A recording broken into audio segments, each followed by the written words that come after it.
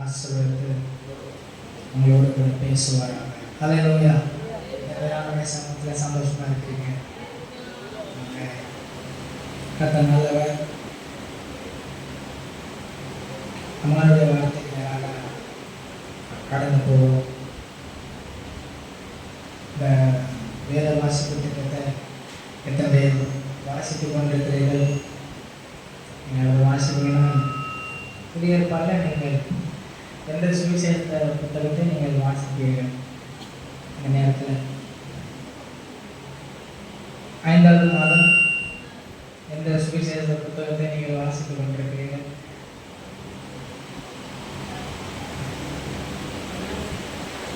சுவிசேஷ புத்தகம் புதிய ஏற்பாட்டில் கொடுத்தீங்களா? மார்க்கு சுவிசேஷ புத்தகத்தை நீங்கள் வாசித்து கொண்டு இருக்க வேண்டும். நீங்கள் வாசிக்கிறீர்கள் என்று நான் நம்புகிறேன். இந்த வேத பாட திட்டத்தை நீங்கள் வாங்கியிருப்பீர்களானால் நீங்கள் அதை திறமோடு நீங்கள் வாசித்தால் உங்களுடைய வாழ்க்கைக்கு இந்த வருஷத்துக்கு அது ரொம்ப பிரயோஜனமாக இருக்கும். இதை ஆரம்பிக்கிறது ஒரு காரியம், செயல்படுத்துகிறது இன்னொரு காரியம், ஊக்கப்படுத்துறது இன்னொரு காரியம். இது ஆரம்பித்த நோக்கத்தை நிறைவேற்றி முடிப்பது இன்னொரு காரியம். நான் உங்களை ஊக்கப்படுத்துகிறேன். ஒவ்வொரு முறையும் நான் இதை படிங்க என்று சொல்லி உங்களை ஊக்கப்படுத்துகிறேன். இதுக்குன்னு ஒரு விருப்பமான ஒரு ரிசல்ட் இருக்கு. ஒரு விஷயத்தை ஆரம்பித்தா டிசைர்ட் அவுட்கம் ஆங்கிலத்தில் சொல்லுவார்கள். விரும்பத்தக்க நிறைவான ஒரு காரியம் இதன் மூலமாக இருக்கும். இந்த வருஷத்தில் நீங்கள் கர்த்தரோட நீங்கள் நேரத்தை செலவிட வேண்டும் என்று இதை உங்களுக்காக தயாரித்திருக்கணும். நீங்கள் தொடர்ந்து வாசித்தால் அது உங்களுக்கு பிரயோஜனமாக இருக்கும். மார்க்கு 14ஆம் அதிகாரம்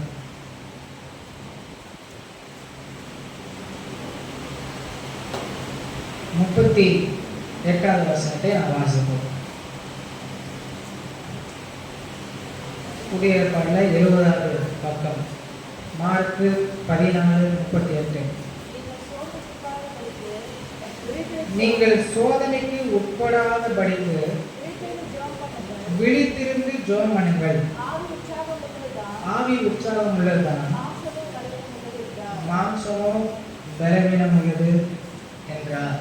வசனத்தை அநேக தடவை நீங்கள் கேள்விப்பட்டிருப்பீங்க இல்லையா? ஃபஸ்ட்டு தடவை நீங்கள் கேட்குறீங்கன்னாலும் ஆண்டவர் உங்களோட கூட பேசுவார். நீங்கள் சோதனைக்கு உட்படாதபடிக்கு விழித்திருந்து ஜெபம் பண்ணுங்கள். ஆவி உற்சாகம் உள்ளதுதான், மாம்சமோ பலவீனம் உள்ளது. இது யாருக்கு சொல்லுகிறார்கள் என்று நாம் பார்க்கும்போது இதை நாம் புரிந்து கொள்ள வேண்டுமானால் இதே 14ஆம் அதிகாரத்தில் 27லிருந்து நான் வாசிக்க போகிறோம். 27லிருந்து நான் வாசித்தால் நான் உங்களுக்காக வாசிக்கிறேன். நீங்கள் என்னை ஃபாலோ பண்ணி நீங்கள் வாசிக்கலாம். அப்பொழுது இயேசு அவர்களை நோக்கி, மெய்ப்பனை வெட்டுவேன், ஆடுகள் சிதறடிக்கப்படும் என்று எழுதியிருக்கிறபடி இந்த ராத்திரியிலே நீங்கள் எல்லாரும் என் நிமித்தம் இடர்கள் அடைவீர்கள். ஆகிலும் நான் உயிர்த்தெழுந்த பின்பு உங்களுக்கு முன்னே கலிலேயாவுக்கு போவேன் என்றார். அதற்கு பேதுரு, உமது நிமித்தம் எல்லாரும் இடர்கள் அடைந்தாலும் நான் இடர்கள் அடைவேன் என்றான். இயேசு அவனை நோக்கி, இன்றைக்கு இந்த ராத்திரியிலே சேவல் 2 தரம் கூவுகிறதற்கு முன்னே நீ 3 தரம் என்னை மறுதலிப்பாய் என்று மெய்யாகவே உனக்கு சொல்லுகிறேன் என்றான். அதற்கு அவன், நான் உம்முடைய மரிக்க வேண்டியதா இருந்தாலும் உம்மை மறுதலிக்க மாட்டேன் என்று உறுதியாக சொன்னான். எல்லாரும் அப்படியே சொன்னார்கள். பின்பு கெத்சமனே எனப்பட்ட இடத்திற்கு வந்தார்கள். அப்பொழுது அவர் தம்முடைய சீஷர்களை நோக்கி, நான் ஜெபம் பண்ணும் அளவும் இங்கே உட்கார்ந்திருங்கள் என்று சொல்லி பேதுருவையும் யாக்கோபையும் யோவானையும் தம்மோட கூட்டிக் கொண்டு போய் திகிலடையவும் மிகவும் வியாகுலப்படவும் தொடங்கினார். அப்பொழுது அவர், என் ஆத்மா மரணத்துக்கு ஏதுவான துக்கம் கொண்டிருக்கிறது, நீங்கள் இங்கே தங்கி விழித்திருங்கள் என்று சொல்லி சற்று அப்புறம் போய் தரையிலே விழுந்து, அந்த வேலை தம்மை விட்டு நீங்கி போகக்கூடுமானால் அதை நீங்க வேண்டும் என்று வேண்டிக் கொண்டு, அப்பா பிதாவே, எல்லாம் உம்மாலே கூடும், இந்த பாத்திரத்தை என்னிடத்திலிருந்து எடுத்து போடும், ஆகிலும் என் சித்தத்தின்படி அல்ல, உம்முடைய சித்தத்தின்படியே ஆக கடவுது என்றார். பின்பு அவர் வந்து அவர்கள் நித்திரை பண்ணுகிறதை கண்டு பேதுருவை நோக்கி, சீமோனே, நித்திரை பண்ணுகிறாயோ? 1 மணி நேரம் நீ விழித்திருக்க கூடாதா? நீங்கள் சோதனைக்குட்படாதபடிக்கு விழித்திருந்து ஜெபம் பண்ணுங்கள். ஆவி உற்சாகம் உள்ளதுதான், மாம்சமோ பலவீனம் உள்ளது. சாப்டர், இந்த வசனம், வாஸ்த வசனம் எவ்வளோ முக்கியமான வசனம் அப்படின்னு பார்த்தீங்கன்னா, நம்மளோட ரொம்ப க்ளோஸாக இருக்கிறவங்க நம்மை விட்டு போகும்போது அவங்க பேசுகிற கடைசி வார்த்தை அது எவ்வளோ ரொம்ப ப்ரெஷியஸாக, எவ்வளோ ரொம்ப முக்கியமாக இருக்கும். அப்படி இயேசு சீசர்களை விட்டு சற்று நேரத்தில் போகிறார். அப்போ கடைசியாக அவங்களோட பேசின இந்த வார்த்தைகள்லாம் என்ன சொல்லுகிறார்? மெய்ப்பனை வெட்டுவேன். மெய்ப்பன்றால் இயேசு. நானே நல்ல மெய்ப்பன். நல்ல மெய்ப்பன் தன் ஆடுகளுக்காக ஜீவனை கொடுக்கிறான். இயேசு தன்னை சொல்லுகிறார், நான் நல்ல மெய்ப்பன். இப்ப மெய்ப்பனை வெட்டுவேன், ஆடுகள் சிதறடிக்கப்படும். மெய்ப்பன் இருக்கிறவங்க அந்த ஆடுகளுக்கு பாதுகாப்பு. மெய்ப்பன் உயிரோடு இருக்கிறவரை ஆடு களவு போக முடியாது, ஆடு சினை அழியாது, ஆடுக்கு தேவையானதெல்லாம் அந்த மெய்ப்பன் கொடுப்பார். மெய்ப்பனுடைய பாதுகாப்புக்குள்ள கைக்குள்ள அந்த ஆடுகள் இருக்கு. இப்ப இயேசு சொல்லுகிறார், தீர்க்கதரிசனத்தில் உரைத்தபடி மெய்ப்பனை வெட்டுவேன், அப்பொழுது ஆடுகள் சிதறடிக்கப்படும் என்று எழுதியிருக்கபடி இந்த ராத்திரியிலே நீங்கள் எல்லாரும் என் நிமித்தம் இடர்கள் அடைவீர்கள். அன்னைக்கு நைட் பத்தி இயேசு பேசுறார். பேதுருக்கு தெரியாத ஒரு காரியத்தை இயேசு வெளிப்படுத்துகிறார். இன்னைக்கு நைட்டு என் நிமித்தம் நீ இடர்கள் அடைவாய். நமக்கு இன்னைக்கு நைட் என்ன நடக்கும், நாளைக்கு என்ன நடக்குங்கிறது நமக்கு தெரியாது, ஆனா இயேசுக்கு தெரியும். அதனால அவர் முன்னாடியே சொல்லுகிறார், நடக்க போகிறது இன்று ராத்திரி என் நிமித்தம் நீ இடர்கள் அடைவாய். விழுந்து போவ.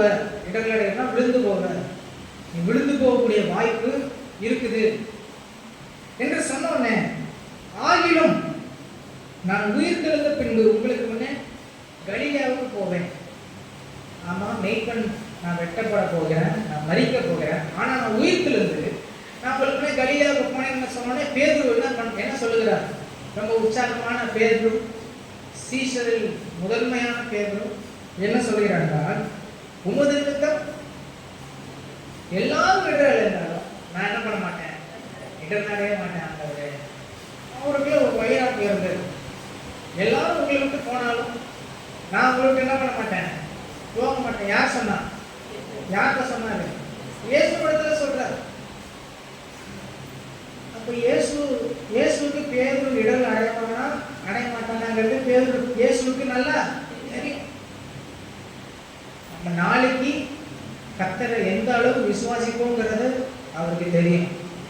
அதனால்தான் நம்ம விசுவாசத்தை அவர் காத்து கொண்டிருக்கிறார். நம்ம நினைக்கக்கூடாது நான் ரொம்ப விசுவாசிக்கிற விசுவாசி, அதனால நான் தான் இயேசுவை கட்டி பிடிச்சி விசுவாசிட்டு இருக்கேன். இல்லை, உங்க விசுவாசத்தை அவர் பாதுகாத்து கொண்டிருக்கிறார். நைட்டு தூக்குறோம், காலையில விசுவாசியாக நம்ம எந்திரிக்கிறோம் அப்படின்னா அது கர்த்தர் பண்றது இரக்கம். ஹல்லேலூயா.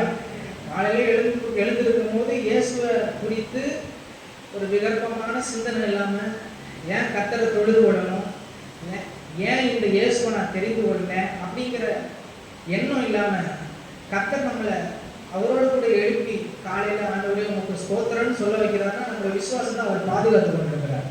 அதான் விசுவாசத்தை தொடக்கிறவரும் முடிக்கிறவருமான இயேசு என்று வாசிக்கிறோம். அப்ப பேதுருவுடைய காரியத்தை குறித்து இயேசு தெரிந்து சொல்றாரு.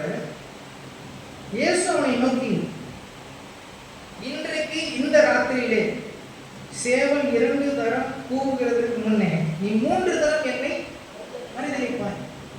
இந்த கதை எல்லாருக்கும் தெரியும். பேதுருன்னு சொன்னா என்ன சொல்லணும்? பேதுரு 3 தரம் மறுதலிச்சான்ப்பா அப்படின்னு நம்ம சொல்லணும்.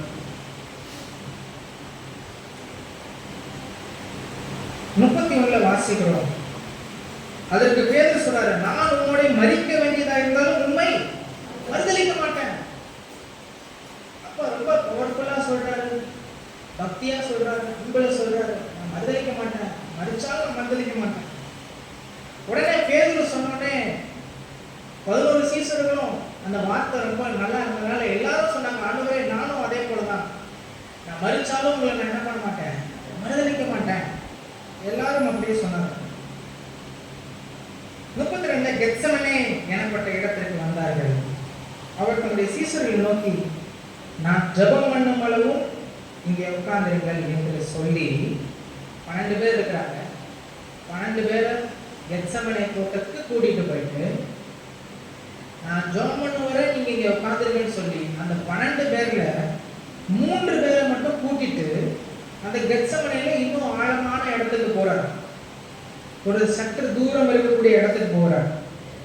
யாரெல்லாம் கூட்டிட்டு போறாங்க? பேதுருவையும் யாக்கோபையும் யோவானையும் தம்மோட கூட்டிக் கொண்டு போய் திகில் அடையவும் மிகவும் வியாகுலப்படவும் தொடங்கினார். பயம், திகில், வியாகுலம். உங்களுக்கு பயம் இருக்கு, வியாகுலம் இருக்கு அப்படின்னா இந்த பயத்தை பத்தி, இந்த திகிலை பத்தி, இந்த வியாகுலத்தை பத்தி இயேசுக்கு என்ன தெரியும் அப்படின்னு கேட்கக்கூடாது. ஏன்னா இயேசு இந்த மனுஷிகமான இந்த மாம்சத்துல வந்து அவரும் நம்மை போல திகிலும் பயமும் வியாகுலமும் பட தொடங்கினார். அதனால உங்க பயம் என்னன்னு இயேசுக்கு தெரியும். ஹல்லேலூயா. உங்க திகில் என்ன, உங்களுக்கு திகில், உங்களுடைய திகில் என்ன என்று இயேசுவுக்கு நல்லா புரிந்து கொள்ள முடியும். 34 வாசிக்கிறோம். அப்பொழுது அவர், என் ஆத்மா மரணத்துக்கு ஏதுவான துக்கம் கொண்டிருக்கிறது. துக்கம் ஒன்று, மரணத்துக்கு ஏதுவான துக்கம், துக்கத்தினுடைய ஹையஸ்ட் லெவல் துக்கம் கொண்டிருக்கிறது. நீங்கள் இங்கே தங்கி விழித்திருங்கள் என்று இந்த 3 பேருக்கு சொல்றார். பேதுரு, யாக்கோபு, யோவான் சொல்லி சற்று அப்புறம் போய் தரையிலே விழுந்து இந்த வேலை தம்மை விட்டு நீங்கி போகக்கூடுமானால் அதை நீங்க வேண்டும் என்று வேண்டிக் கொண்டார். இயேசு செய்கிற காரியத்தை உங்களுக்கு இதில் விளக்கினார். கெத்செமனேக்கு சீசர்களை கூட்டிட்டு போனார். அதுல சிலரை அங்கே வைத்து விட்டு 3 பேரை மாத்திரம் தம்மோட கூட கூட்டிக் கொண்டு போகிறார். அந்த 3 பேரை ஒரு இடத்துல வைத்து விட்டு அவர் மாத்திரம் தனியே போய் பிதாவிடத்துல ஜெபம் பண்ணபடி போகிறார். போய் அவர் ஜெபம் பண்ணி தேவனிடத்துல தன்னுடைய காரியங்களை சொல்லி நம்முடைய சித்தத்தின்படியே ஆக்கப்படுவது என்று சொல்லி 37 பின்பு அவர் வந்து அவர் நித்திரை பண்ணுகிறதை கண்டு பேதுருவை நோக்கி என்ன சொல்றாரு? சீமோனே. பேதுருவை எப்படி கூப்பிடுறாரு? சீமோனே. சீமோன் அப்படிங்கிறது பேதுருவுடைய பழைய பெயர். இயேசு அவனுக்கு வைத்த பெயர் என்ன? பேதுரு. சீமோனுடைய பழைய பெயர். இப்ப இயேசு அவனை கூப்பிடுற நாமம் என்னன்னா, அவனுடைய பழைய பெயரை சொல்லி கூப்பிடுறாரு, சீமோனே. ஏன்னா நான் உனக்கு வைத்த பேருக்கு நீ பாத்திரமான நிலையில நீ இப்ப இல்ல. நீ இப்ப பேதுருவா இல்ல, நீ இப்ப யாரா இருக்கிற? சீமோனா இருக்கிற. உங்களுடைய பழைய பெயர் என்ன? இயேசு உங்களுக்கு வைத்த பெயர் என்ன? நம்ம இன்னைக்கு எந்த நிலையில இருக்கிறோம்? இப்ப சீமோனே, நான் உனக்கு வைத்த நிலையில நீ இல்லையப்பா சீமோனே என்று அவனுடைய பழைய பெயரை சொல்லி நித்திரை பண்ணுகிறாயோ? 1 மணி நேரம் நீ விழித்திருக்க கூடாதோ? எங்கள் சோதனைக்கு உட்படாதபடிக்கு விழித்திருந்து ஜெபம் பண்ணுங்கள். ஆவி உற்சாகம் உள்ளதான், மாம்சமோ பலவீனம் உள்ளது. இந்த செய்தியோட தலைப்பு ஜெபம் பண்ணுங்கள். சரி, தலைப்பு என்ன? ஜெபம் பண்ண சொன்னா நான் இப்போ ஜெபம் பண்றேனே, நான் தான் சர்ச்சில் ஃபஸ்ட்டு ஜாப் பண்ணுவேன், நான் தான் இடையில மாஸ்டர்லாம் ஜாப் பண்ணுவேன். யாருமே நம்ம சொல்ல முடியாது நான் நல்லா ஜபிக்கிறேன் அப்படின்னு யாரும் சொல்ல முடியாது. ஆனால் இன்னைக்கு இந்த சாயந்தர நேரத்தில் ஆண்டவர் உங்களோட பேசுகிற காரியம், நீ ஜபம் பண்ண, நீ ஜோம் பண்ண. நீ ஒருவேளை ஜபத்தில் தளர்ச்சி அடைந்தவனா இருந்தால் நீ ஜோம் பண்ண. நீ ஜபம் பண்ணாத நிலையில் நீ இருக்கிறனா நீ ஜோம் பண்ணு. நான் ஜோம் பண்ணிட்டு இருந்தேன், ஆனால் நான் ரொம்ப நாள் ஆச்சு அந்த ஜபத்தை பண்ணி. முன்னாடி நான் இருந்து நல்லா ஜோம் பண்ணிருந்தேன் அப்படிங்கிற இடத்துல இருந்து நான் ஜோம் பண்ண தொடங்கு. நீ ஆண்டவர் உங்களோட பேசுகிறார், நீ ஜோம் பண்ணு. இப்போ பேதுருட்ட ஆண்டவர் சொன்னாரு, நீ சோதனைக்கு உட்படாதபடி விழித்திருந்து ஜெபம் பண்ணு. இப்ப பேதுரு தன்னுடைய வாழ்க்கையில இயேசு கடைசியா அவரிடத்துல சொன்ன அந்த காரியம், சிலுவைக்கு போறதுக்கு முன்னாடி கடைசியா சொன்ன காரியம், சோதனைக்கு உட்படாதபடி விழித்திருந்து ஜெபம் பண்ணு. இந்த காரியம் பேதுருடைய சிந்தையில ரொம்ப ஆழமா பதிஞ்சிருச்சு. ஏன்னா இதுக்கு அப்புறம் நடந்த நிறைய சம்பவங்கள் இருக்கு. பேதுரு யோசித்திருப்பார், இயேசு அன்னைக்கு என்னிடத்துல பேசின அந்த வார்த்தை எவ்வளோ என்னோட முக்கியமானதா என்னோட பேசினாரு. நீ சோதனைக்கு உட்படாத விழித்திருந்து ஜெபம் பண்ணுங்கன்னு எவ்வளோ என்னோட தனிப்பட்ட நிலையில பேசினாரு. நான் பண்ணாம போயிட்டேனே என்று சொல்லி பேதுரு உணர்ந்து தன்னுடைய நிருபத்தை அவர் எழுதும் போது 1 பேதுரு 4:7 சொல்லுகிறாரா? 1 பேதுரு 4:7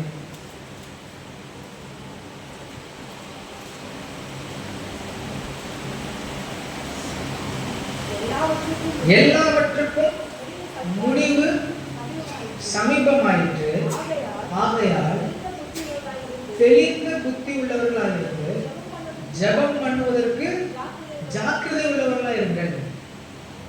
ஜெபம் பண்றது ரொம்ப கேர்ஃபுல்லா இருக்கு. ஜெபம் பண்றதா ரொம்ப அசால்ட்டான காரியமா நினைக்காத. ஜெபம் பண்ணவும் செய்யலாம், பண்ணாமே இருக்கலாம்.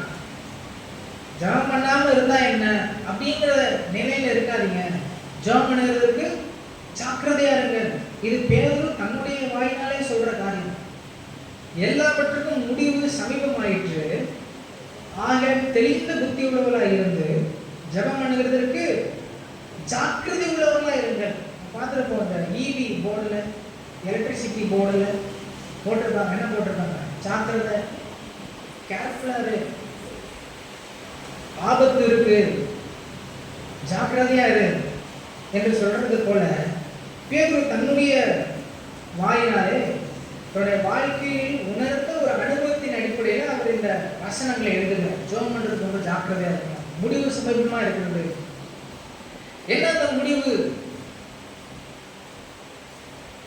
முடிவு என்ன? என்ன முடிவு சமீபமா இருக்கிறது? ஏன் ஜெபம் பண்றதுக்கு ஜாக்கிரதையா இருக்கணும்? 17வது வசனத்தை வாசிப்போமானால், நியாய தீர்ப்பு தேவனுடைய வீட்டிலே துவக்கும் காலமாக இருக்கிறது. முந்தி நம்மிடத்திலே அது துவக்கினால் தேவனுடைய சுவிசேஷத்திற்கு கீழ்ப்படியாதவர்கள் முடிவு என்னமா இருக்கும்? 18 நீதிமானே ரட்சிக்கப்படுவது அரிதானால் பக்தி இல்லாதவன் பாவியும் எங்கே நிற்பான் என்று நாம் வாசிக்கிறோம். தேவனுடைய வீடு, நம்ம தான் தேவனுடைய வீடு. நியாய தீர்ப்பு என்ன? நியாய தீர்ப்பு, நியாய தீர்ப்பு தேவனுடைய வீட்டிலே துவக்கும் காலமா இருக்கிறது. முந்தி நம்மிடத்தில் அது துவக்கினால் தேவனுடைய சுவிசேஷத்திற்கு கீழ்ப்படியாத முடிவு என்னமா இருக்கும்? நம்ம தான் தேவனுடைய வீடு. தேவனுடைய வீட்டில் நியாய தீர்ப்பை கர்த்தர் துவங்குறார். என்ன நியாய தீர்ப்பு? ஒரு ரட்சிக்கப்பட்ட ஆண்டவருடைய பிள்ளையோட வாழ்க்கையில என்ன நியாய தீர்ப்பு என்று நாம் யோசித்தா, இந்த நியாய தீர்ப்பு நம்மை அழிவுக்கு உட்படுத்துகிற நியாய தீர்ப்பு இல்ல, நம்மை சுத்திகரிக்கிற நியாய தீர்ப்பு. ஹல்லேலூயா. இந்த நியாய தீர்ப்பு எப்படிப்பட்டது? நம்மை அழிவுக்கு உட்படுத்துகிற நியாய தீர்ப்பு இல்ல, நம்மை சுத்திகரிக்கிற நியாய தீர்ப்பு. இப்ப நியாய தீர்ப்ப சபையில கர்த்தர் தூங்குகிறார். நீதிமானே ரட்சிக்கப்படுவது அரிதானால் பக்தி இல்லாதவனும் பாவியும் எங்கே நிற்பான் என்று நாம் வாசிக்கிறோம். அப்ப நம்முடைய வாழ்க்கையில நியாய தீர்ப்பு தேவன் நம்முடைய சுத்திகரிப்பின் கிரியை துவக்கி இருக்கிறாரா என்று யோசித்தா, ஆமா, நம்முடைய வாழ்க்கையில ஆண்டவர் சில சுத்திகரிப்பின் காரியத்தை செய்து கொண்டுதான் வருகிறார். அது எப்படி என்றால், எப்படி ஒரு அழிந்து போகிற பொன் அக்கினியினாலே சோதிக்கப்படுமோ, 1 பேதுரு 1:7 வாசிக்கிறது போல, இதே பேதுரு தான் சொல்றாரு, அழிந்து போகிற பொன் அக்கினியினாலே சோதிப்போம். அக்கினி போல அந்த சோதனைக்குள்ள அந்த பொன் உட்படுத்தப்படும் போது அது சுத்திகரிக்கப்படுதோ, அதே போல தேவனுடைய நியாய தீர்ப்பு தேவனுடைய வீட்டுல எப்படி விளங்குது என்றால், அது தண்டனைக்கு ஏதுவான நியாய தீர்ப்பு இல்லாமல் அது சுத்திகரிக்கிற ஒரு நியாய தீர்ப்பாக இருக்கிறது. அப்ப இந்த நியாய தீர்ப்புல அக்கினி போல சோதனையில ரொம்ப சோதனை, அக்கினி போல சோதனையை நான் ஃபேஸ் பண்ணிருக்கிறேன், சந்தித்து கொண்டிருக்கிறேன் என்று சொல்லும் போது நேரத்தில் நம்மளுடைய விசுவாசம் தளர்ந்து போகுது. நம்முடைய விசுவாசத்தில் நிறைய தளர்ச்சி ஏற்படுது. நம்முடைய ஆவிக்குரிய வாழ்க்கையில ஒரு பெரிய தளர்ச்சி ஏற்படுது. நம்முடைய விசுவாசத்துக்கு ஒரு பெரிய தாக்குதல் உண்டு பண்ணுது. நம்முடைய வாழ்க்கையில நம்ம சந்திக்கிற சோதனைகள், நம்முடைய ஆத்மாவுக்கு எதிராக ஒரு போர் நடக்குது. சில சோதனையின் பாதையில் நாம் கடந்து போகிறோம். அதனால பேதுருவுக்கு சொன்ன காரியம், பேதுரு சொல்ற காரியம் என்னன்னா, தெளிந்த புத்தியுள்ளா இருந்து ஜெபம் பண்ணுகிறதற்கு ஜாக்கிரதை உள்ளவர்களா இருங்கள். இயேசு பேதுருக்கு சொன்னது, நீ சோதனைக்கு உட்படாதபடி விழித்திருந்து ஜெபம் பண்ணுங்கள். பேதுரு ஒரு அனுபவத்துக்கு கூட கடந்து போயிட்டு அவர் சொல்றாரு, நீங்க தெளிந்த புத்தியுள்ளா இருந்து ஜெபம் பண்ணுகிறதற்கு ஜாக்கிரதை உள்ளவர்களா இருங்கள். இந்த கடைசி நாட்கள்ல நாம் சந்தித்து கொண்டிருக்கிறோம். இந்த கடைசி நாட்கள்ல நமக்கு வரக்கூடிய சோதனைகள், அழிவுகள், இந்த பூமியில நடக்கக்கூடிய சம்பவங்கள், நம்முடைய வாழ்க்கையில விசுவாச பரீட்சை என்று இதெல்லாம் நம்ம பார்க்கும்போது லூக்கா 21:36 நான் வாசிக்கிறோம். லூக்கா 21:36, ஆகையால் இனி சம்பவிக்க போகிற இவைகளுக்கெல்லாம் நீங்கள் தப்பி மனுஷகுமாரனுக்கு முன்பாக நிற்க பாத்திரவான்களாக எண்ணப்படுவதற்கு எப்பொழுதும் ஜெபம் பண்ணி விழித்திருங்கள். வரக்கூடிய விசுவாச சோதனைக்கு தப்பணும் அப்படின்னா கர்த்தருக்கு முன்பாக நிற்கிறதுக்கு பாத்திரவானா நான் நிற்கணும், கர்த்தருக்கு முன்னாடி நான் பாத்திரவானா நான் நிற்கணும் அப்படின்னா இயேசு சொல்றாரு, நீங்கள் எப்பொழுதும் ஜெபம் பண்ணி விழித்திருங்கள். அப்போ வரக்கூடிய கடைசி நாட்களில் கொடிய காலங்கள் வரும் என்று நாம் தீமோத்தேயுல படிக்கிறோம்.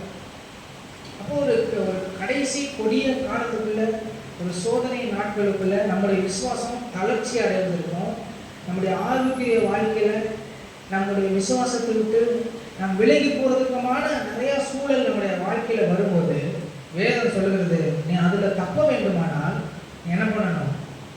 ஜெபம் பண்ண வேண்டும். ஜெபம் பண்ண. இப்ப பார்க்க போறோம், பேதுரு என்ன அனுபவத்தோடு இதை பேசுகிறார். ஜெபம் பண்ணுறதுக்கு ஜாக்கிரதை உள்ளவங்களா இருங்கள் என்று எந்த அனுபவத்தோடு இதை பேசுகிறாங்க நம்ம மார்க்கு புஸ்தகத்தை நம்ம எடுத்து வரலாம். மார்க்கு 14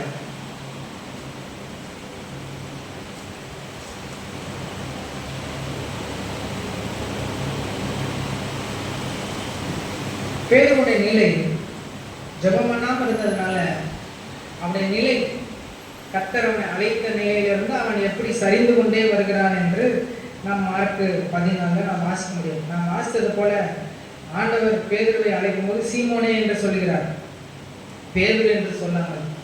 ஏன்னா நாம் பார்க்கிறோம், பேதுருவை குறித்து சொல்லும் போது, பேதுருவே இந்த கல்லின் மேல் என் சபையை கட்டுவேன், பாதாளத்தின் வாசல்கள் மேற்கொள்வதில்லை என்று பேதுருவிடத்துல அவர் சொல்லியிருந்தார். இப்போ அவர் கூப்பிடுறது சீமோனே என்று கூப்பிடுகிறார். இப்ப இயேசுவை பிடித்து கொண்டு போய்விட்டார்கள். அப்ப என்ன நடக்குது என்றால் 50வது வசனத்தை வாசிப்போம். மார்க் 14:50. அப்பொழுது எல்லாரும் அவரை விட்டு ஓடி போனார்கள். இயேசு என்ன சொன்னார்? இந்த ராத்திரியிலே நீங்க எல்லாரும் என் நிமித்தம் இடரில் அடைவீர்கள். பேதுரு என்ன சொன்னாங்க? இல்ல ஆண்டவரே, நான் இடரில் அடைய மாட்டேன், மரித்து போனாலும் நான் என்ன பண்ண மாட்டேன், மறுதலிக்க மாட்டேன், இயேசு சொன்னார், இல்லை இன்னைக்கு ராத்திரி சேவல் கொடுறதுக்கு 3 முறை நீ என்ன பண்ணுவ, மறுதலித்துருவ. இப்ப என்ன நடக்குதுன்னா, இயேசுவோட 3 வருஷம் ஊழியத்துல அவருடைய அற்புதங்களை பார்த்த சீஷர்கள், கடல் மேல் நடக்கிறத பார்த்த சீஷர்கள், குருடர்கள் பார்வையடையத பார்க்கிற சீஷர்கள், கல்யாண வீட்டில் திராட்சை ரசத்தை கொடுத்த அற்புதத்தை பார்த்த சீஷர்கள், இப்ப எல்லாரும் இயேசு விட்டு என்ன பண்ணிட்டாங்க, ஓடி போயிட்டாரு. அப்ப அதுல யாரும் ஓடி இருக்கிறாங்க, பேதுரு. ஏன்னா அவர் தான் சொன்னாரு, நான் மரித்தாலும் என்ன பண்ண மாட்டேன், மறுதலிக்க மாட்டேன். பேதுரு ஓடி போயிட்டார். இப்ப 54 வாசிக்கிறோம், பேதுரு தூரத்திலே அவருக்கு பின் சென்று பிரதான ஆசாரிய அரண்மனைக்குள் வந்து சேவரோட கூட உட்கார்ந்து நெருப்பண்டையிலே குளிர் காய்ந்து கொண்டிருந்தார். ஆவிக்குரிய அர்த்தத்துல நம்ம இதை வாசிக்கும் போது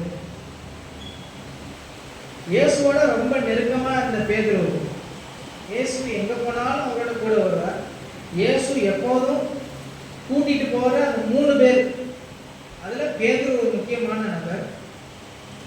இப்ப பேதுரு இயேசுவை க்ளோஸா, இயேசுவோட நெருக்கமா பின்தொடர்ந்து வந்த பேதுரு இப்ப எப்படி பின்தொடராரு, தூரமா.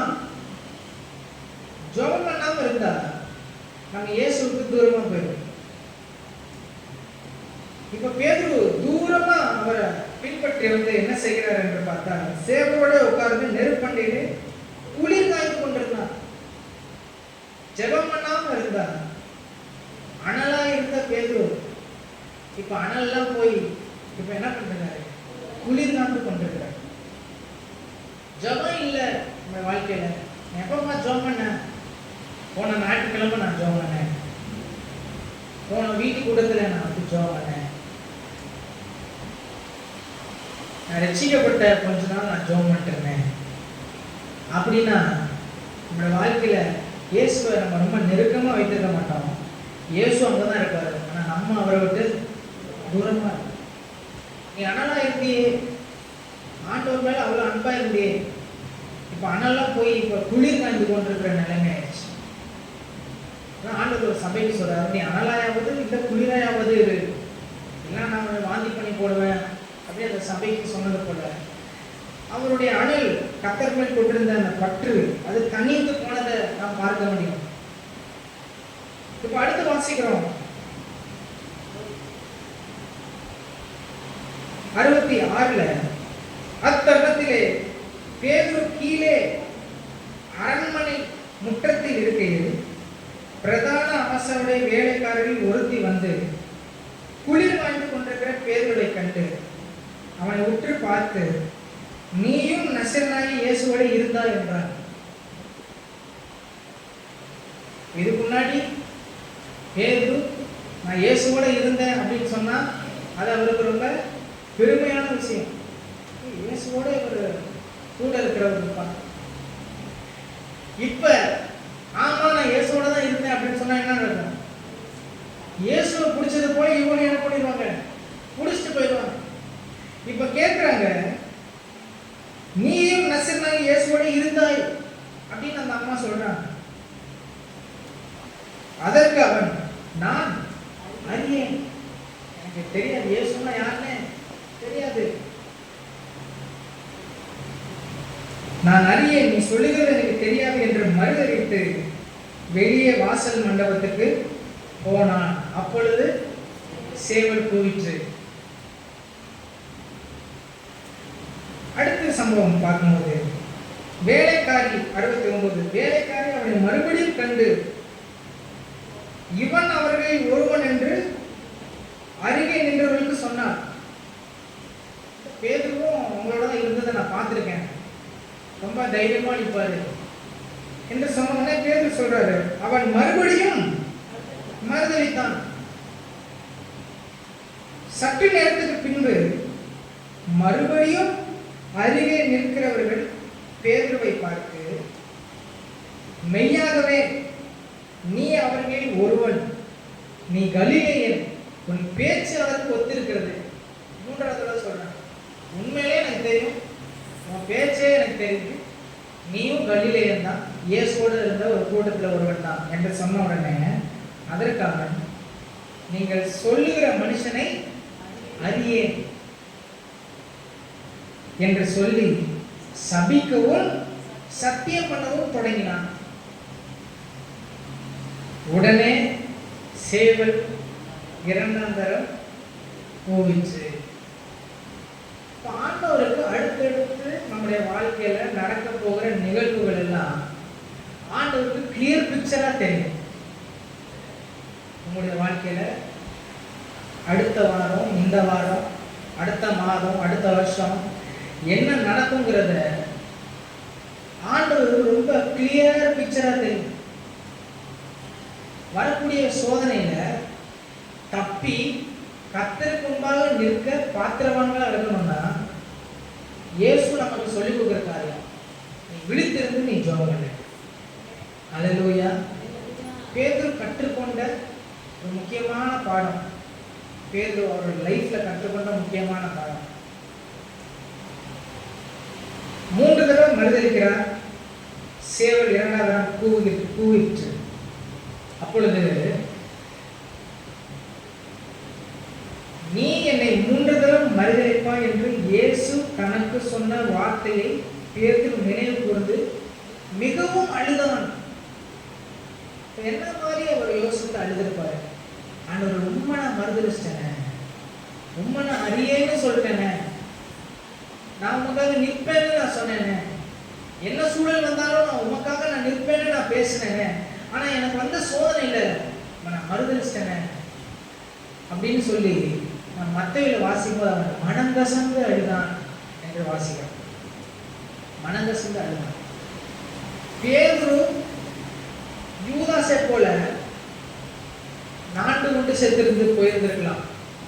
ஏன்னா யூதாஸ் இயேசுவை காட்டி கொடுத்தான், பேதுரு இயேசுவை மறுதலிச்சான். இதுல எது ரொம்ப பெருசு எது சின்னதுன்னு சொல்றதுக்கு இல்லை. ஆனா யூதாஸ் நாண்டு கொண்டு செத்தான். ஆனா வசனம் சொல்லுது, பேதுருக்காக இயேசு ஜெபம் பண்ணினாரா? பேதுரு ஜெபம் பண்ணல. பேதுரு மனம் திரும்புறதுக்கு காரணம் என்ன அப்படின்னா, நீ வழுவி போகக்கூடாதுன்னு ஒன்று நேசித்த ஒரு தேவன் பேதுருக்காக ஜெபம் பண்ணினார். அல்லேலூயா. நான் வாசிக்கிறோம், லூக்கால எடுக்க வேண்டாம். சீமோனே சீமோனே, இதோ சாத்தான் கோதுமையை சுலகினாலும் குறைக்கிறது போல உங்களை குறைக்க கேட்டுக்கொண்டான். நானோ உன் விசுவாசம் ஒளிந்து போகாதபடி உனக்காக வேண்டிக் கொண்டேன். நீ குணப்பட்ட பின்பு உன் சகோதரை ஸ்திரப்படுத்து என்று பேதுருக்காக இயேசு வேண்டிக் கொண்டார். பேதுரு தன்னோட லைஃப்ல அவர் அறிந்து கொண்ட, அனுபவமாய் புரிந்து கொண்ட ஒரு முக்கியமான பாடம் என்னவா இருக்குன்னா, அவர் மனங்கசம் அழுக்கும்போது யோசிச்சிருப்பாரு, என்னோட எஜமா என்னை விழித்திருந்து ஜெபம் பண்ண சொன்னாரு, நான் ஜெபம் பண்ணியிருந்தேன்னா நான் அவரை மறுதலிச்சிருக்க மாட்டேன், நான் ஜெபம் பண்ணியிருந்தேன்னா இந்த சோதனையில் நான் தாக்கு பிடிச்சிருந்திருப்பேன், நான் ஜெபம் பண்ணேன்னா என் விசுவாச தளர்ச்சி வரும்போது நான் கொஞ்சம் அவரை விட்டு கொடுக்காம இருந்திருப்பேன், நான் ஜெபம் பண்ணலையே என்று அவனை மனதில் ஆழமான புரிந்த அந்த சத்தியத்தை அறிந்து தான் அவர் 1 பேரில் சொல்றாரு, எல்லாவற்றுக்கும் முடிவு சமீபமாக இருக்கிறது, அதனால நீங்கள் ஜெபம் பண்ணுறதுக்கு ஜாக்கிரதையா இருங்க, கேர்ஃபுல்லா இருங்க. ஜெபங்கிறது ஏதோ ஒரு காரியம் நினைக்காத, கேர்ஃபுல்லா இருந்து ஜெபம் பண்ண என்று பேதுரு சொல்லுகிறத நம்ம பார்க்க முடியும். உங்க லைஃப்ல இன்னைக்கு உங்களுடைய ஜெப நேரம் எப்படி இருக்கு? உங்களுடைய சோதனையில நீங்க நின்று பிடிக்கணும், உங்க சோதனையில தப்பி பிடிக்கணும், சோதனையில இயேசுவாக நிற்கணும்னா உங்களுடைய வாழ்க்கையில ஜெபம் ஒரு முக்கியமான பங்காக இருக்குது. அல்லேலூயா. நீங்க ஜெபம் பண்ணாம இருப்பீங்கன்னா கர்த்தருக்காக நிற்க முடியாது. இன்னைக்கு ஆண்டவர் சிலரோட பேசுகிறார் என்று நான் அறிந்திருக்கிறேன். நான் ரொம்ப ஜெபம் பண்றேன் நீங்க நினைக்காதீங்க, உங்களோட ஆண்டவர் பேசுகிறார். உங்களுடைய ஜெப நேரம் கர்த்தரோட எப்படி இருக்கு? சோதனையில எல்லாம் நிற்க முடியுதா? சோதனை நான் எவ்வளவு தடுமாறுறேன், இயேசுக்காக நிற்க வேண்டிய நிறைய சமயங்கள்ல நான் எவ்வளவு தடுமாறுறேன், எவ்வளவு ஒரு நாணல போல எப்படி அசைஞ்சுக்கிட்டு இருக்கேன், ஒரு மரமா நிற்க முடியாம புயல் வரும்போது, காற்று வீசும்போது காற்றில் அசையும் நாணலை போல நான் இருக்கிறேன்னா இல்லை ஒரு மரமாக திடமான கர்த்தருக்குள் வேறு ஒன்றி ஒரு மரமாக நான் நிற்கிறேனா என்று நம்மளை நாம யோசித்து பார்க்கலாம். காலையில எழுந்த உடனே நமக்கு ஒரு போராட்டம் இருக்கு. என்ன அப்படின்னா, ஆண்டவரை விட்டு அந்த முக்கியமான அந்த மார்னிங் டைம், காலை நேரத்துல கர்த்தரோட அவருடைய வேதத்தோட அவருடைய சமூகத்துல நம்ம நேரத்தை செலவிடாதபடி நிறைய பல அலுவல்களை கொண்டு வந்து அந்த முதல் நேரத்தை கர்த்தரிடத்திலிருந்து பிரித்து விடுறதுக்கு நிறைய சோதனை நமக்கு ஒவ்வொரு நாள் காலையும் உண்டு. ஒருத்தர் சொன்னாரு, ஒருத்தவங்க எப்படிப்பட்டவங்க, அவங்களுடைய முக்கியத்துவ வரிசையில காலையில நான் இயேசுவோட ஜெபம் பண்ணுகிறது முக்கியத்துவ வரிசையில முதல்ல இருந்தா அது அவர்களை பற்றி சொல்லிவிடும் என்று சொன்னார். என்னுடைய வரிசையில என்னுடைய காலை நேரத்தில் ஃபர்ஸ்ட் திங், இந்த முதல் காரியம் நான் கர்த்தரிடத்துல பேசுகிறது, கர்த்தரிடத்துல நேரத்தை செலவிடுகிறது, அது என்னுடைய முக்கியமான பட்டியலில் ஃபர்ஸ்ட் இருந்ததுன்னா அது உங்களை பற்றி நீங்கள் யார் என்று சொல்லுகிறது என்று சொல்லுகிறார்கள். அப்போ காலை நேரத்தில் நமக்கு என்ன சோதனைனா, நிறைய வேலைகளை கொண்டு வந்து அந்த மார்னிங் முக்கியமான ஃபர்ஸ்ட் டைமை கர்த்தரிடத்துல செலவிடாம நம்மளை வேறு இடத்துல தள்ளுகிறதுக்கு, வேற வேலைகளை பார்க்கறதுக்கு தினமும் ஒரு ஃபைட் இருக்கு. சில பேர் நீங்க பாத்தீங்கன்னா காலையில எந்திரிச்ச உடனே ஃபர்ஸ்ட் என்ன பண்ணுவாங்க, காலையில எந்திரிச்ச உடனே ஃபர்ஸ்ட் போன் எடுத்து என்ன பண்ணுவாங்க, பார்ப்பாங்க. காலைல ஃபர்ஸ்ட் எந்திரிச்ச உடனே போன்ல தான் என்ன பண்ணுவாங்க, முழிப்பாங்க. ஏன் போன்ல முழிக்கிறாங்க? கர்த்தருடைய முகத்துல முழிக்க வேண்டிய ஒரு நபர் ஃபர்ஸ்ட் எதுல முழிக்கிறாங்க? போன்ல. 3 காரியம். ஏன் போன்ல முழிக்கிறாங்க அப்படின்னா, அவங்களுக்கு புது விஷயங்கள் இன்னைக்கு என்ன நடந்திருக்கு, காலையில எங்க என்ன சண்டை நடந்துச்சு, யார் ஏதாவது திரும்பிட்டு போனா, புதுசா என்ன நடந்துச்சு, யாராவது வந்து ஏதாவது பத்தி பேசும்போது இல்லை நான் காலையிலே ஃபர்ஸ்ட் நான் என்ன பண்ணிட்டேன், அதை பார்த்துட்டேன், படிச்சுட்டேன் அப்படின்னு புது விஷயங்களை நான் பார்க்கணும் அப்படின்னு ஒரு ஆசை, நாவல்ட்டி நம்பர், புதுசா எதையாவது நான் பார்க்கணும், மற்றவங்களுக்கு தெரியறதுக்கு முன்னாடி அதை ஃபர்ஸ்ட் நான் தெரிஞ்சு வச்சுக்கணும், ஒரு காரியம். ரெண்டாவது ஈகோ ஹங்கர். ஈகோ அப்படின்னா, ஈகோ என்றால் நம்ம யாரோட சண்டை போட்டிருக்கோம், முந்தின நாள் சண்டை போட்டு அவங்க படிக்கணும் அப்படின்னு சொல்லி ஸ்டேட்டஸ்ல என்ன பண்ணியிருக்கோம், ஒரு மெசேஜ் வச்சிருக்கோம். காலையில எந்திரிச்ச உடனே அவங்க அதை பார்த்துட்டாங்களா, யாரை பார்த்துட்டாங்களோ இல்லையோ அவங்களுக்கு அந்த செய்தி போய் சேர்ந்துருச்சா என்று முதல்ல எந்திரிச்சோடனே அதை பார்க்கணும். பார்த்துட்டா ஒரு சந்தோஷம், ஓகே செய்தியை நம்ம சொல்லியாச்சு.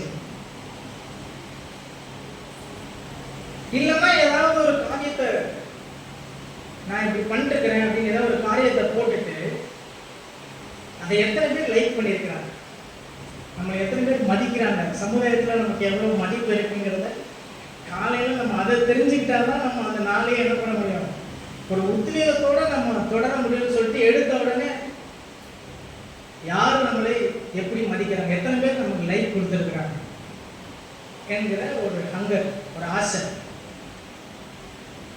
அடுத்து பொழுதுபோக்கு ஆர்வம். என்ன நடந்துச்சு, என்ன பொழுதுபோக்கு நடந்துச்சு, யார் யாரை கேலியா பேசினா, எந்த அமைச்சர் யார் என்ன சொன்னா, யாருக்கு எப்படி நடந்தது, யார் அவமானப்பட்டா அப்படிங்கிறதெல்லாம் பார்க்கணும். இப்படி பார்க்குற முதல்ல இப்படி வேதத்தை தொடாம தேவனை தேடாம போனை எடுத்து பார்க்குற ஒரு நபர் அடுத்த 5 நிமிஷத்துல அவங்க முன்னாடி என்ன பலன் அவங்களுக்கு இருந்ததோ இதை பார்த்து அடுத்த 5 நிமிஷத்துல அந்த பலனும் ஒரு இடத்துல என்ன பண்ணிடுது, போயிருக்கு. எனக்கு ரொம்ப சோதனையா இருக்கு அப்படின்னு சொல்லி ஒரு 5 நிமிஷம் ஜோக்கு பார்த்தா நம்ம ஃபேஸ் பண்ணிட்டு இருக்கிற நிறைய சோதனைகள் நமக்கு ரொம்ப பலன் வந்துருமா? நான் ரொம்ப கஷ்டத்துல இருக்கேன், அதனால நான் இந்த ஜோக்கையாவது பார்த்து நான் சிரிச்சுக்கிறேனே அப்படின்னு சொல்லி ஒரு ஜோக்கை பார்த்தோன்னே அந்த சோதனையை ஃபேஸ் பண்றதுக்கு நமக்கு ரொம்ப தைரியம் வந்துருமா? இல்லை. முன்னாடி இருந்த தைரியத்தை விட இப்ப தைரியம் இன்னும் என்ன பண்ணுது, குன்றி போகுது. அப்ப இந்த காலையில எந்திரிச்சோடனே இந்த போனை பார்க்குற அந்த அடிக்ட், அந்த பழக்கத்துல இருந்து வந்துட்டு என்னோட முதல் நேரம் நான் கர்த்தரை என்ன பண்ண போறேன், பார்க்க போகிறேன். அப்படி நீங்கள் எத்தனை பேர் நீங்கள் தீர்மானம் செய்ய போகிறீங்கிறத நீங்கள் உங்கள் மனதில் உங்களுக்கும் ஆண்டவர் ஃபஸ்ட் டே, ஃபஸ்ட் டைம் என்ன புதுசாக வந்திருக்குங்கிறத நான் பார்க்க போகிறதில்லை. யார் எனக்கு லைக் போட்டிருக்கா, நான் சொன்ன செய்தி யாருக்கு போயிடுச்சா போகலைங்கிறத பார்க்க போகிறதில்லை.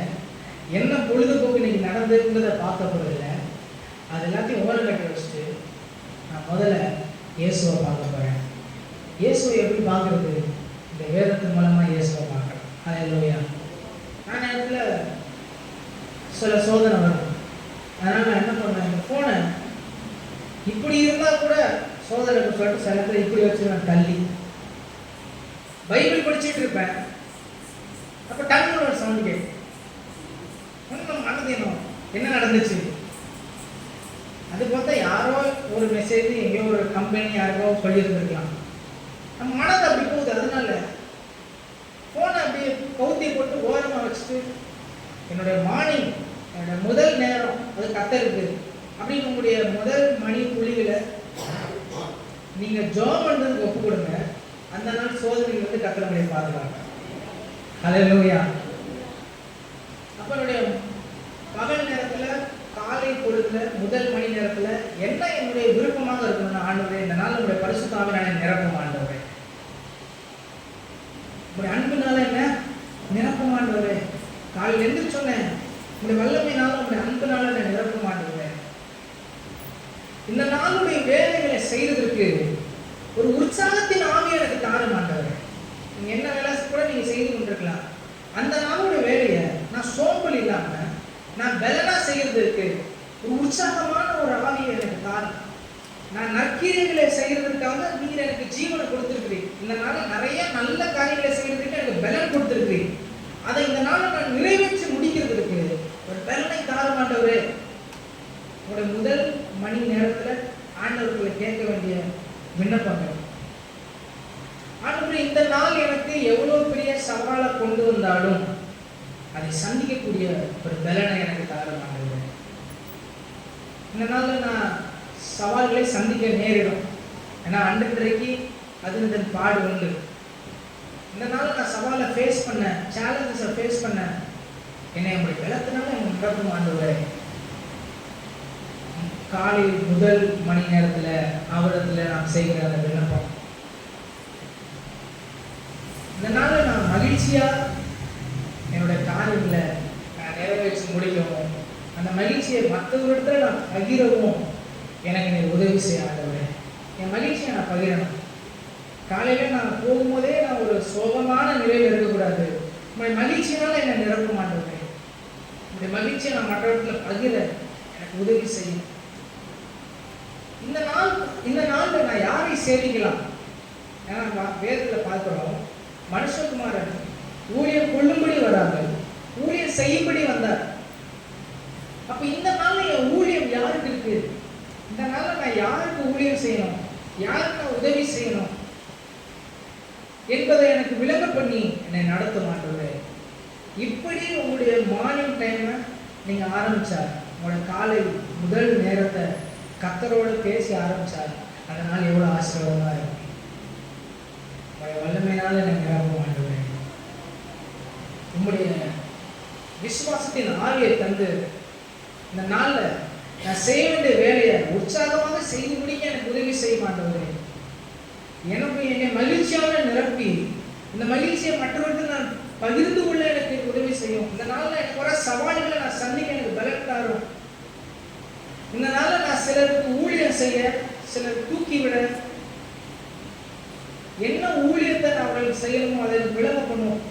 இப்படி நம்முடைய நேரத்தை நம்ம ஸ்டார்ட் பண்ணாம நம்ம போனை எடுத்து நம்ம பார்த்தோம் என்றால் நமக்கு என்ன பலன் கிடைக்கும்? நமக்கு என்ன சத்துவம் கிடைக்கும்? நமக்கு முன்னாடி ஒரு பெரிய சவால் இருக்கு. ஒருத்தவங்களை போய் நம்ம மீட் பண்ண போறோம். அது ரொம்ப சவால் நிறைந்தவரா இருக்கிறாரு. எனக்கு தெரியுது 10 மணிக்கு எனக்கு ஒரு பெரிய சவால் இருக்குங்க. 10 மணிக்கு அந்த சவால் இருக்கு. நான் ஒரு அரை மணி நேரம் ஏதாவது ஒரு ஜோக்கான ஏதாவது ஒரு விஷயத்த நான் பார்த்துட்டு போறேன். அப்படி முடிவு எடுத்துட்டு 10 மணிக்கு போய் அவரை சந்திக்க முடியுமா? உங்களோட கூட கர்த்தர் வந்தால் தானே அந்த சவாலை சந்திக்க முடியும், அந்த நபரை சந்திக்க முடியும், அந்த காரியம் ஜெயமா இருக்கும். அப்போ காலையில் எழுந்தோடனே போனை பார்க்குற அந்த பழக்கத்தை வச்சுட்டு போனை கவுத்தி போட்டுட்டு காலையில் ஆண்டவரே உங்களுடைய பலத்தினால் இருக்கும் நான் எந்திரிச்சோன்னா நான் ரொம்ப பார்க்க விடுவேன். நீ சோதனைக்கு உட்படாதபடி நீ விழுத்திருந்து ஜெபம் பண்ண. பேதுருவுடைய அனுபவத்திலிருந்து நம்ம பார்த்தோம். ஜெபம் பண்ண தவறின பேதுரு, இயேசுவோட நெருக்கத்தில் இருந்த பேதுரு தூரமாக போறாரு, குளிர்காய போறாரு, இயேசுவை 3 தடவை மறுதளிக்கிறாரு. கடைசியாக மனங்கசந்து அழுகிறாரு. அவருடைய மனசுல என்ன யோசனை இருக்குன்னா, என்னை இயேசு ஜெபம் பண்ண சொன்னாரு, நான் கொஞ்சம் ஜெபம் பண்ணிட்டு இருக்கலாமே. அவர் இயேசு ஜெபம் பண்ணாரு. இயேசு பேதுருவுடைய சவாலோட இயேசு சந்தித்த சவால் ரொம்ப பெருசு. பேதுருவுடைய சவாலோட இயேசு சந்தித்த சவால் ரொம்ப பெருசு. ஏன்னா உலகத்தில் உள்ள பாவத்தை எல்லாம் பிதாவாகிய தேவன் இயேசுவின் மேல சுமத்துறதுக்கு இயேசு தன்னை ஒப்பு கொடுக்கிறார். பெரிய சவால். அதனால அவர் சொல்றாரு, இந்த பாத்திரம் என்னை விட்டு நீங்க கூடுமானால் நீங்கும்படி செய்யும், ஆகிலும் என் சித்தத்தின்படி அல்ல உங்களுடைய சித்தத்தின்படி ஆகணும் என்று சொல்லி இயேசு ஜெபம் பண்ணி அந்த நாள் சிலுவையில் அறையப்பட்டு பிதாவின் சித்தத்தின்படியே மரித்து அடக்கம் பண்ணப்பட்டு உயிரோடு எழுந்தார். ஆனா இந்த பேதுருவுடைய காரியத்தை நீங்க பாத்தீங்கன்னா, டைம் இல்லை, பேதுருவுடைய காரியத்தை பார்த்தா பேதுரு அடுத்து என்ன பண்ணுவாருன்னா, வலையை விட்டுட்டு போட்டை விட்டுட்டு இயேசுடைய அழைப்பை கேட்டு வந்த பேதுரு, இங்க யோவான் 21ஆம் அதிகாரத்துல பார்த்தா பேதுரு திரும்பவும் படகு எடுத்துட்டு மீன் பிடிக்க போலான்னு சொல்லி சீசர்களை சிலரெல்லாம் கூட்டிட்டு மீன் பிடிக்க போயிருக்காங்க. அப்ப பேதுரு மீன் பிடித்து கொண்டிருக்கும் போது இயேசு கடற்கரையில இருந்த உடனே யோவான் சொல்வாரு, நம்முடைய எஜமானன் மாதிரி தெரியுதே என்று சொன்னோன்னே பேதுருக்கு எஜமானனை தெரியல. பழிச்சியப்பட்ட அந்த இருதயத்துக்கு இயேசு தெரியல. 3 வருஷம் இயேசுவை நெருக்கமா பார்த்த பேதுருக்கு அது இயேசுதான் தெரியல. அப்படி பேதுரு இயேசுவை விட்டு பின்வாங்கி போன அந்த பேதுருவை இயேசு நேசிச்சு பேதுருவை சந்திக்க அவர் வந்து பசியாடுற பேதுருக்கு பொரிச்ச மீன்களை கொடுத்து அவனை திருப்பி ஊழியத்தில் வந்து நிறுத்தினார். ஒருவேளை நீங்க இன்னைக்கு பின்வாங்குற நிலைமையில இருந்தீங்கன்னா உங்களுக்கு மறுபடியும் உங்க ஸ்தானத்தில் நிறுத்துறது கர்த்தர் உண்மையோடு இருக்கிறார். ஹல்லேலூயா. நீங்க கர்த்தரை விட்டு பின்வாங்கின நிலைமையில நீங்கள் இருப்பீர்களானா, பேதுருவை தேடி வந்த இயேசு உங்களுக்கு தேடி வந்து உங்களுடைய ஸ்தானத்தில் உங்களை நிறுத்த வல்லவராக இருக்கிறார். அதனால என்னோட மார்னிங் டைமை நான் கர்த்தருக்கு நான் செலுத்த போறேன். இன்னும் 2 வசனத்தை நான் வாசிக்க முடிக்க போறேன். சங்கீதம் 5:3 நான் வாசிப்போம். சங்கீதம் 5:3, ஆண்டவரே காலையிலே என் சத்தத்தை கேட்டறிவேன், காலையிலே உமக்கு நேரே வந்து ஆயத்தமாகி காத்திருப்பேன் என்று அவர் சொல்கிறார். காலையிலே என் சத்தத்தை கேட்பீர் ஆண்டவரே, உனக்கு நான் ஆயத்தமாகி நான் காத்திருப்பேன். என்னோட மார்னிங் டைமை என்னோட முதல் பகுதியில், என்னோட காலை நேரத்தில் என்னோட முதல் பகுதியில் என் சத்தத்தை நீர் கேட்க முடியும் ஆண்டவரே. நான் அப்படி ஒரு அர்ப்பணிக்கிறேன். என் மார்னிங் டைமை ஃபஸ்ட்டு என் சத்தம் உங்களுக்கு கேட்கும் ஆண்டவரே. காலையிலே என் சத்தத்தை கேட்டிருந்தது, காலையிலே உங்களுக்கு நேரே வந்து நான் ஆயத்தமாகி காத்திருப்பேன். என் சரீரத்தை ஜீவ பலியாக இந்த காலை நேரத்தில் நான் ஒப்பு கொடுக்க வந்து விண்ணப்பங்களினால இடத்துல நான் சேர்வேன். பிதாவே எனக்கு உதவி செய்யணும், எனக்கு பலன் தாரும் என்று காலையில் என் சத்தத்தை நீர் கேட்டருளி என்று நான் வாசிக்கிறேன். நான் வேதத்தில் இந்த வசனம் உங்களுக்கு தெரியும், நாம் வாழ்நாளெல்லாம் கழிவுறுந்து மகிழும்படி காலையிலே உங்களுடைய கிருபையினால என்னை திருப்தியாக்கும் என்று சங்கீதம் 90:14 நான் வாசிக்க முடியும். அந்த நாளில் கழிவுறுந்து மகிழணும்னா கர்த்தர் காலையில நம்முடைய கிருபையினால நம்மை திருப்தியாக்க வேண்டும். சங்கீதம் 139:17 நாம் வாசிப்போம் என்றால், சங்கீதம் 139:17, தேவனே உமது ஆலோசனைகள் எனக்கு எத்தனை அருமையானவைகள், அவைகளின் தொகை எவ்வளவு அதிகம், அவைகளை நான் என்ன போனால் மணலை பார்க்கலும் அதிகமாகும். நான் விழிக்கும் போது இன்னும் உன் அண்டையிலே இருக்கிறேன். எப்படிப்பட்ட ஒரு லைஃப் அவர் வாழ்ற. விழிச்ச உடனே தாவீது கர்த்தர் அண்டையில தன்னை நிறுத்தினவராக அவர் தன்னை பார்க்கிறார். நீங்க அப்படி உங்களுடைய மார்னிங் டைமை நீங்க ஆண்டவருக்கு ஒப்பு கொடுத்து ஜபம் பண்ணாமல் இருந்தா, ஜபம் பண்ணுகிற அந்த ஆவி எனக்கு தாராண்டவர் என்று சொல்லி உங்களை ஜபத்துக்கு உட்படுத்துவீர்களானா உங்களுடைய சோதனையிலிருந்து நீங்கள் தப்ப கத்திரங்களை உதவி செய்வாராங்க. நான் கண்களை போட்டு அஞ்சாம் பண்ணலாம். வரக்கூடிய நாட்களுக்கு சோதனைக்கு நான் தப்ப வேண்டுமானால் நீ ஜோம் பண்ணுறதுக்கு ஜாக்கிரதையாக. நியாயத்திற்கு தேவனுடைய வீட்டில் துவங்கும் காலமாக இருக்கிறது. தேவனுடைய நியாயத்திற்கு நம்ம சுத்திகரிக்கிற நியாயத்திற்கு சில அக்கினிமயமான சோதனைக்குள்ள இந்த விசுவாசம் உள்ள போகும்போது இவைகள்லாம் நான் தளராம விசுவாசம் தளர்ச்சியமாக நான் நிற்கிறதுக்கு அந்த ஜெபத்தின் ஆவே எனக்கு காரணமானவரே, நான் என்னோட மார்னிங் டைமை நான் உங்களுக்கு கொடுப்பேன், நான் காலை நேரத்தில் உங்களை தேடும்படி நான் வருவேன் என்று சொல்லி நம்ம அர்ப்பணித்து நான் ஜோம்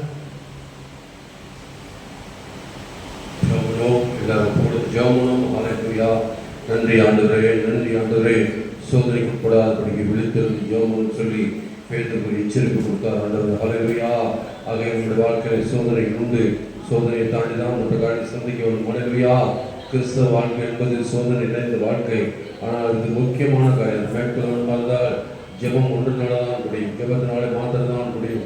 அவை திருமணம் முதல் வேலை காலையில் எழுந்தோடனே முதல் வேலை என்னன்னு கேட்டால் தேவசமத்தை உட்கார்ந்து ஆண்டோடு பேச ஜெபம் நினைச்சது, ஆண்டோடு நம்ம பேசுவது, கர்த்தர் சொல்கிறோம், அவரோட ஐக்கியமாக இருப்பது, அவரோட உறவாடுவது. ஆகவே காலை எழுந்தோட முதல் வேலைகள் எந்த வேலைகளில் முகத்து கருவமாக தண்ணியை குடிச்சோம் ஆண்டு சமத்தை உட்கார்ந்து ஆண்டவரே அர்ப்பணிக்கிறேன்னு சொல்லி ஜெபித்து பாருங்கள். வாழ்க்கை நிச்சயமாய் மாற்ற ஒரு மனிதவையா சோத்திரமானோ. நன்றி அப்பா, நன்றியோடு துதிக்கிறோம், நன்றியோடு துதிக்கிற ஆண்டவரே, நல்லவரே உமக்கு சோத்திரம். அதிகாலை எழுப்பி ஜெபிக்க திரும்ப தாங்க, ஒரு சமத்தை காத்திருந்து ஜெபிக்க தாங்க. முதல் ஸ்தானத்தை கொடுக்க இருக்கிறதான திரும்ப தரும்படியாக ஜெபிக்கிறோம்.